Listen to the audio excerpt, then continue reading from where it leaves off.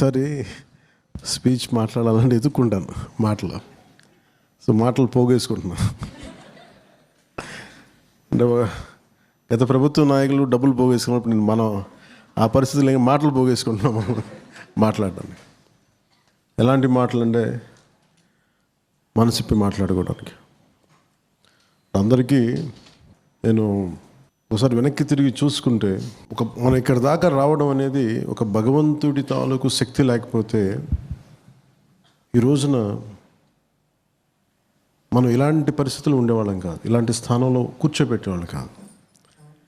కానీ భగవంతుడు మనల్ని కరుణించాలి అంటే, ప్రకృతి మనకి అనుకూలించాలి అంటే చాలా ఒడిదుడుకుల్ని తట్టుకొని నిలబడగలిగితేనే దానికి ఆ ప్రకృతి సహకరిస్తున్న భగవంతుడు సహకరిస్తాడు. అసలు ప్రయత్నమే చేయకుండా మొత్తం భగవంతుడు మనం నడిపించాలంటే నడవదు, మనం నడవాలి.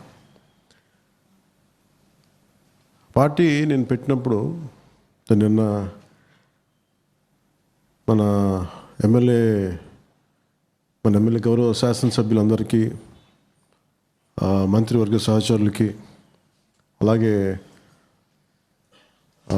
మన ఎమ్మెల్సీలకి, ఎంపీలకి, మీరు చూడండి, చూడటానికి ఎప్పుడు కూడా ఒక ఎపెక్స్ పాయింట్ మౌంట్ ఎవరెస్ట్ ఒకటే వెళ్తుంది, పైకి కనిపిస్తాం, పీక్ అంటాం. ఆ పీక్ దేని మీద ఉంటుంది అంటే, పిరమిడ్లో ఉండే ఆ పీక్ దేని మీద ఉంటుంది అంటే కింద ఫౌండేషన్ ఎంత ఉంటుంది, లేయర్గా. సో అట్లాగా నేనేంటంటే పిరమిడ్ తీసుకొని ఇప్పుడు నేను సర్కిల్ తీసుకుంటాను. ఇప్పుడు ఇక్కడ పిరమిడ్ కైండ్ ఆఫ్ లీడర్షిప్ ఏంటంటే, మీరందరూ నా కోసం పని చేయండి అని ఉంటుంది. If you take a circle, origin point ఎక్కడైతే ఆరిజిన్ పాయింట్ ఎండింగ్ పాయింట్ ఉండవు, ఒకటే చోట కలుస్తుంది. అది ఎక్కడైతే మొదలుపెట్టో నువ్వు అక్కడ తిరిగి రావాలి. సో ఇది యూనివర్స్ తాలూకు సింబల్. అంటే మనకి అండపిండ బ్రహ్మాండం ఉంటాం కదా, it's a oval shaped. So నేను అనుకుంది ఈ ఇన్ఫినిట్ లూప్ ఇది. అంతేగాని మనం ఎందుకంటే పిరమిడ్ కైండ్ ఆఫ్ లీడర్షిప్ నేను నమ్మను. జనరల్గా మేనేజ్మెంట్ స్ట్రక్చర్స్లో ఇస్తారు, కానీ మనం నేను ఎందుకు చెప్తున్నాను అంటే, చూడటానికి నేను ఎక్కడ ఉన్నానో మీరు మీ నియోజకవర్గాల్లో దూరంగా ఉన్నారు అనుకుంటాం. కానీ అది ఏది కలుపుద్దంటే, భావం ఇలాగ తీసుకొచ్చి ఒక చోట ఇలా పెట్టగానే బికమ్ ఎ సర్కిల్. అంటే మీరు నేను ఇలా పక్కనే ఉంటాం. ఉదాహరణకి ఎదురుగా కూర్చున్న మన డాక్టర్ మనోజ్ గారు ఉద్దానం కిడ్నీ గురించి మాట్లాడినప్పుడు, నేను ఉద్దానం ఎప్పుడు వెళ్ళలేదు. నేను వైజాగ్లో ఉన్నాను, ఉండేవాడిని, కానీ శ్రీకాకుళంలో ఉద్దానం సమస్య తెలియదు అప్పటికి, ఇంకా లేదనుకుంటా అప్పటికి.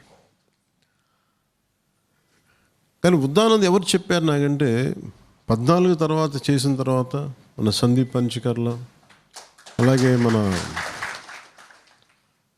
చాలామంది, మన సతీష్ కానీ,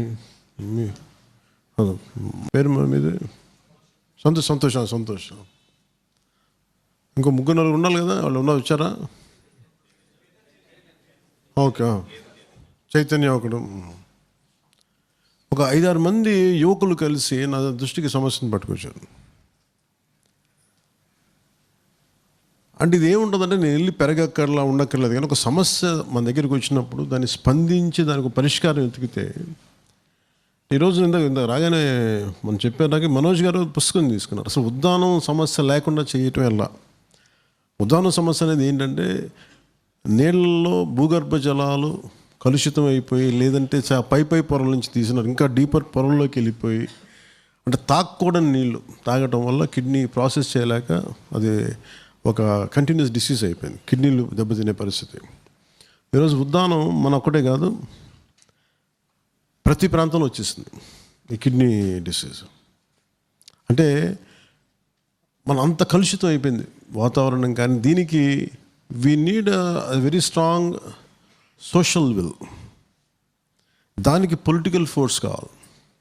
so it's a socio political commitment కావాలి. దానికి ఒక సోషల్ విల్ ఉండాలి, అలాగే ఒక పొలిటికల్ కమిట్మెంట్ ఉండాలి. సో ఇవన్నీ ఈ రోజున మీరు చూడండి, నేను పార్టీ పెట్టకపోతే, నేను దూకి రాకపోతే, ఒక చిన్న ఇన్సిడెంట్ చెప్తాను. ఈరోజు ఇది పరిష్కారం ఎన్ని మంది మాటలు, ఒక పుస్తకం వచ్చి ఒకళ్ళు రీసెర్చ్ చేసి ఒక డాక్టర్ దీనికి ఒక ప్లాజిబుల్ అని అనుకోవట్లే, ఒక పాసిబుల్ సొల్యూషన్ ఆయన ఈ రోజున ఎఫర్ట్ పెట్టారంటే ఎప్పుడు కదలిక చాలా చిన్నగా ఉంటుంది. ఈరోజు మనం జస్ట్ ఒక బుక్ రూపంలో ఉన్నది, రేపు పొద్దున మనం నిజంగా దీన్ని కనుక చేయగలిగితే ఈ ఎక్స్ట్రాడినరీ అచీవ్మెంట్ ఎలా వచ్చిందంటే ఒక 5 మంది కుర్రోళ్ళ ద్వారా వచ్చింది.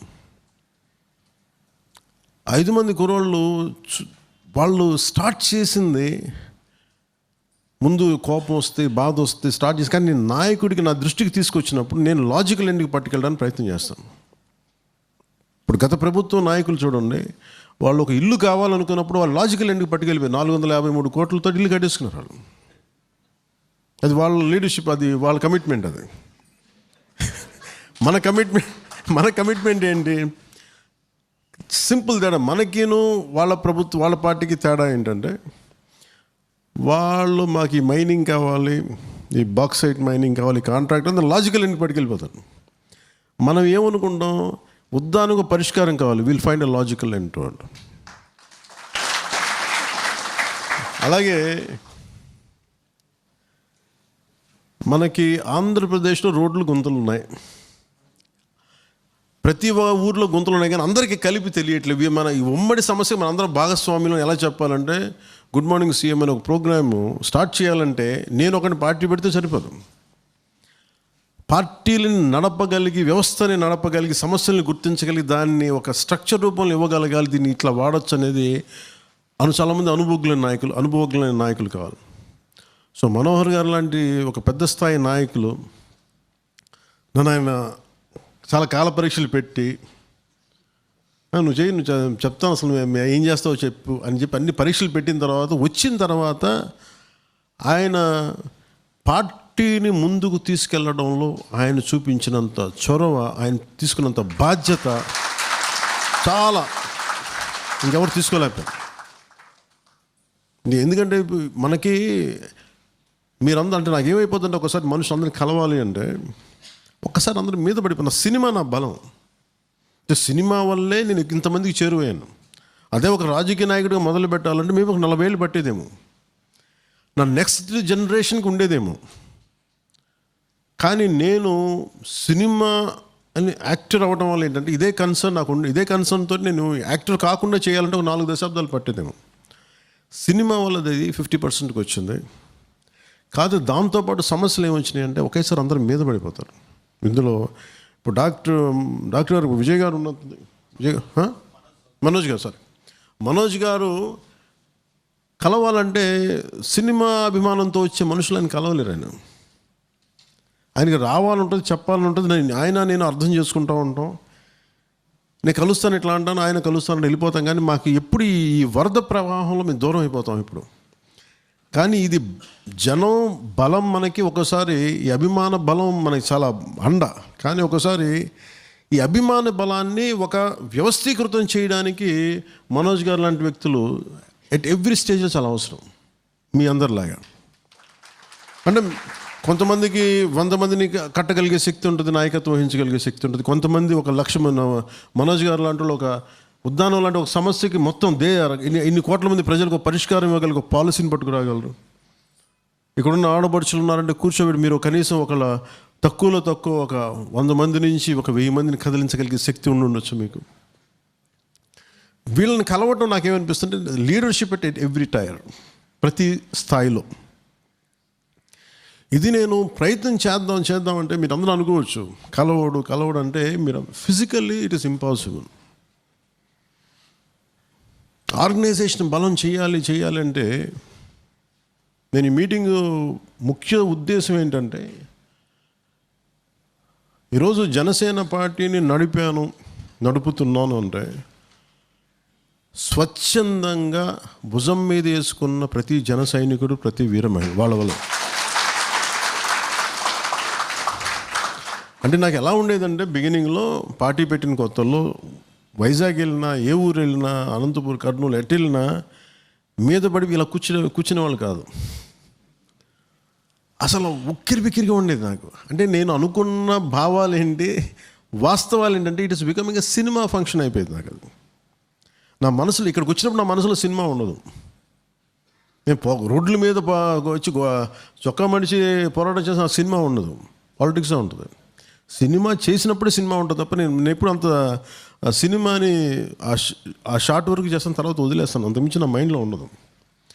అలాంటి నాకు ఏదో చేద్దామని వచ్చిన వాడికి నాకు ఇదేమైపోయి అడ్డంకి అయిపోయేది. సో నాకు ఆర్గనైజేషన్ అంటే నేను ఆర్గనైజేషన్ కావాలంటే ఒక రైట్ కమిటెడ్ ఇండివిజువల్స్ తెలియాలి. ఒక 10 మందిని ఏకతాటి పైన నడిపించగలిగే వ్యక్తులు కావాలి. అది వార్డు స్థాయి నుంచి రాష్ట్ర స్థాయి, జాతీయ స్థాయి దాకా. కానీ ఆ మనుషులను నువ్వు ఎలా పట్టుకుంటావు? అన్న నీకోసం మేము ఇలా కోసుకున్నాం, బొట్లు పెట్టావంటే అది ఇండివిజువలైజ్డ్. కానీ నువ్వు 10 మందిని ఈ భావంతో నువ్వు కట్టి పెట్టగలగాలి అంటే you need leadership capacity at every level. అది నాకు డెవలప్ చేయడానికి ఒకటి వల్ల కాదు. అది నాకు అంత శక్తి, నేను కొన్ని కోట్ల మందిని కదిలించగలిగే శక్తి ఉంది, కానీ కొన్ని కోట్ల మందిని వ్యవస్థీకృతం చేసే శక్తి నా ఒక్కడి దగ్గర లేదు. దానికి చాలా లెవెల్ ఆఫ్ అందుకని దాంట్లో భాగంగా మీ అందరిని పిలిచాను ఇక్కడికి. ఎందుకంటే ఎవరో ఒకడు 2000 అసలు అనుకుంటే నాకు నిజంగా నేను ఈ రోజున మనస్ఫూర్తిగా నేను ఆనందిస్తున్నాను. దేనికంటే నేను పాలిటిక్స్లో ఓడిపోయినందుకు. నా కష్టాలు భగవంతుడికి ఎందుకు రుణపడి ఉంటానంటే నా కష్టాలు చూపించినందుకు. ఎందుకంటే కష్టంలో నా వాళ్ళు ఎవరు కాదో చెప్పారు భగవంతుడు.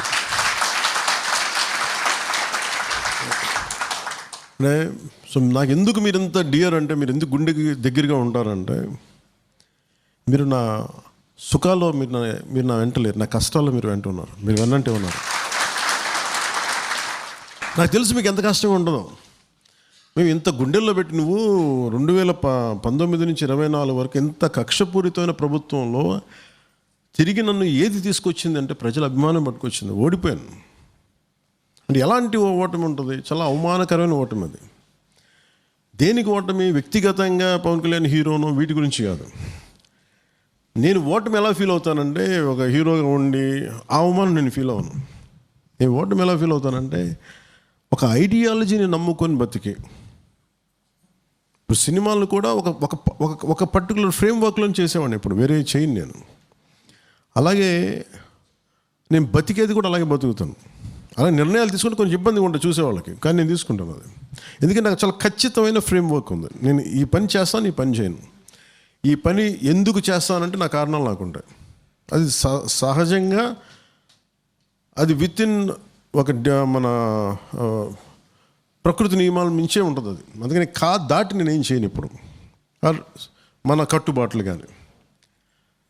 సో వీటిలో చేసుకుని వెళ్ళే కొద్దీ నాకు ఎలాంటి ఐడియాలజీ ఉండేదంటే, నాకు మనందరికీ కూడా కులం ఫస్ట్ పుట్టాలి. ప్రతి ఒక్కరిని ఏదో కులంలో పుట్టాలి, ఏదో ఒక ప్రాంతంలో పుట్టాలి, ఏదో ఒక మతంలో పుట్టాలి. అంటే మన ట్రెడిషన్స్, మన కల్చర్, మనం పూజించే భగవంతులు, దేవుళ్ళని దండం పెట్టుకుంటాం. కానీ ఇవి కాన్ఫ్లిక్ట్ అయిపోయినప్పుడు ఈ కాన్ఫ్లిక్ట్ దాటి ఆలోచిస్తాం.